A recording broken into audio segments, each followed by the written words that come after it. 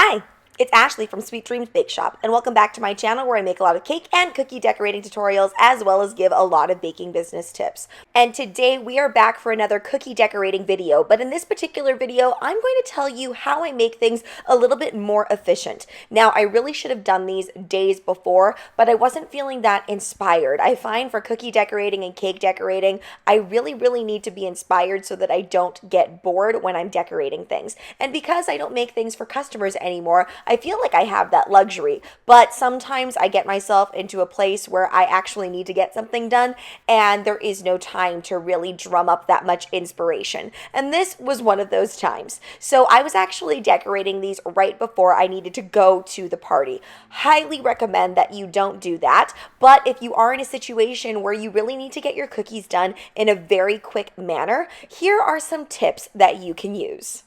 So tip number one is plan while you're out of the house. So if you have a pressing order due, or maybe you're just making something for a friend and you've really left it to the last minute, it can often feel very stressful because all you want to do is you want to be in the space where you can actually get those cookies decorated. So while you're out, this is the time to utilize your phone or whatever device that you're using in order to make sure that you've got all of your designs in order.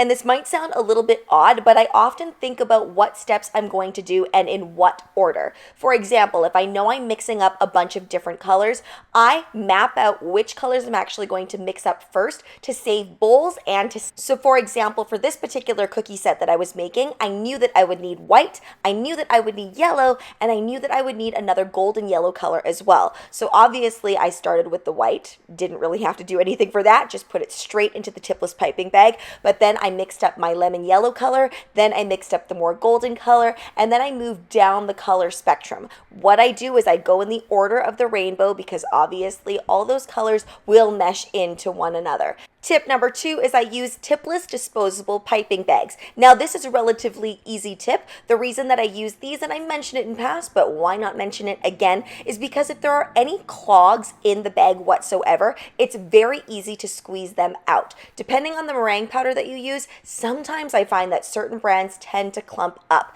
and I don't really take the time to sift all my sugars and my meringue powders together. Again, another thing that helps me keep things efficient, and I find that because I've got the tipless piping bag, I really rarely run into an issue with clogs.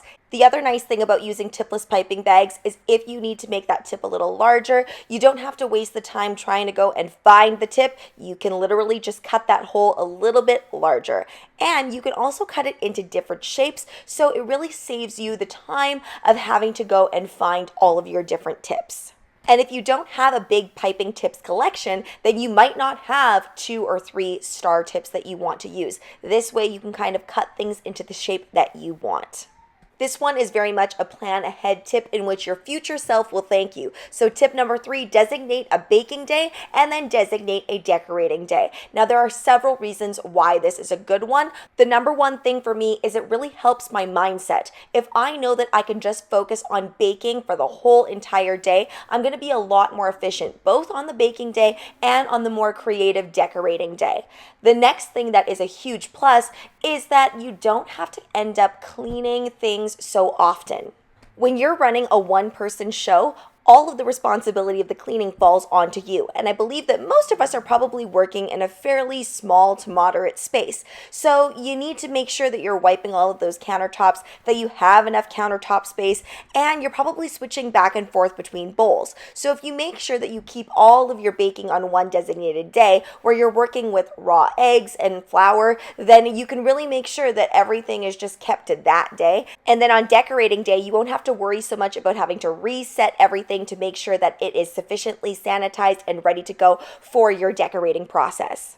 And moving along to tip number 4, you need to stay organized. And I know that that can be a little bit tricky, especially when things just naturally get chaotic in the kitchen. But I guarantee you, if you stay organized, especially while you're cookie decorating, your future self will thank you. Remember, this is all about your future self thanking you. So what I like to have on hand is I like to make sure that I have some sort of wet paper towel or wet cloth, whatever you want to use by your side. Then you have some sort of cookie scribe beside you as as well. Make sure that you've got all the supplies that you need before you begin. This is very, very important so that you're not running back and forth. If you need sprinkles or anything, make sure that you have that beside you. If you need luster dusts, make sure that you have that beside you.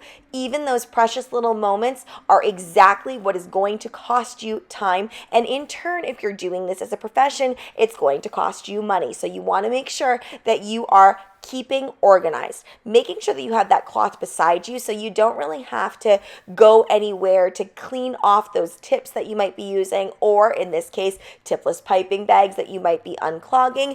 And just having that cookie scribe right beside you is going to make sure that your cookies turn out beautifully and evenly, and you're not going to have to go away, because as we know, if we let that icing set even for a little bit, if those cookies are slightly warm coming out of the dehydrator, which I'll talk about in a minute, then things can set up. So you want to make sure that everything is well organized. That way it eliminates that stress. And this now brings us right into tip number 5, dehydrate that royal icing. So I've talked about dehydrating cookies on my channel many of times. That's why it belongs in this video, because it's honestly one of my favorite time savers. So all you do is, once you've base iced your cookies, you want to place them in the oven at 170 degrees Fahrenheit for about 5 to 10 minutes. I like to do this in trays. That way when I'm done one tray and I place it into there, by the time I'm finished the next tray, it's fully dehydrated. Now this is not going to dry that cookie icing through and through to the point where you can stack it, but it's going to dry it enough so that you can add the next layer on. I cannot tell you how many times I wasted time because I did not dehydrate my cookies, and I would actually wait like hours and hours in between so that I could have everything nice and dry. And honestly, if you don't dehydrate, sometimes those colors can bleed together. So it really is not only great for time, but the quality of your decorating. Now, this is probably one of the most important tips, because in the beginning of my cookie decorating journey, this is where I messed up the most. So if you're not great at eyeballing your consistency just yet, here is my tip for you.